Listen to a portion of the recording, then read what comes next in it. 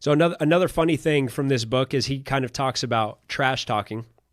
He talks about the worst way to trash talk is what people do. Oh, your mom is fat, whatever, your mom is ugly. Like, that stuff doesn't work. The best thing that you could do for trash talking is go up to somebody and be like, hey, how did you hold your follow through on that shot?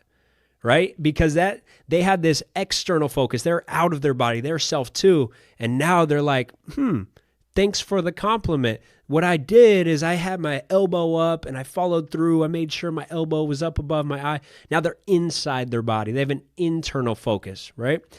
So that is a quick way to take somebody out of their zone and get them into that self-one overthinker's mentality. Go up to somebody and compliment them. If they hit a couple shots in a row, man, great shot. Did you produce that force from your legs or do you do it more with the upper body?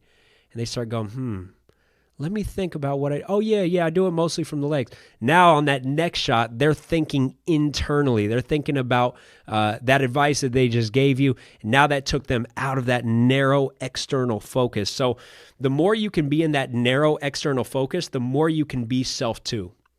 The more you're internally focused on some sort of correction or anything inside the body, the more you are self-one. So a narrow external focus is basically, can you focus on a part of the rim, right?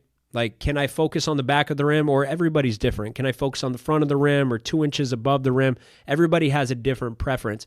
But can I lock in on that point every time and then just think about getting it to that spot, right? Just make the shot. That's a narrow external focus.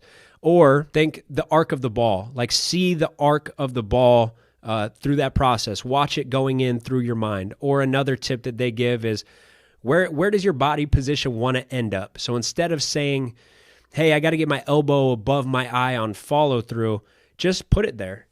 Show it to yourself. Think about Steve Nash at the free throw line. He would dribble and he would rehearse his shot every time. That's a great way to get to self too. So maybe in your warm-ups or whatever, get there, or maybe if you're missing some shots at a timeout, show yourself what you want and take a vivid image of that. So don't think elbow above the eye. Just go through that motion and just look at yourself, right? Take notice of where that position is. And now you got to go, okay, self two knows, I trust self two. You got it from here. Now you get into a game. All of a sudden, we're externally focused. We're self two. We start hitting shots. All right. So I want you to keep in mind that, yes, there's times where we're correcting form, but we always got to get back to self two long term if we want to be great shooters.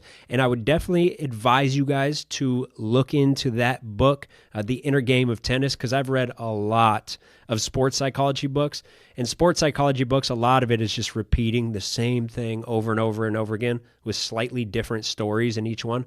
The Inner Game of Tennis is very, very different, and it'll change your whole perspective on how you mentally approach the game.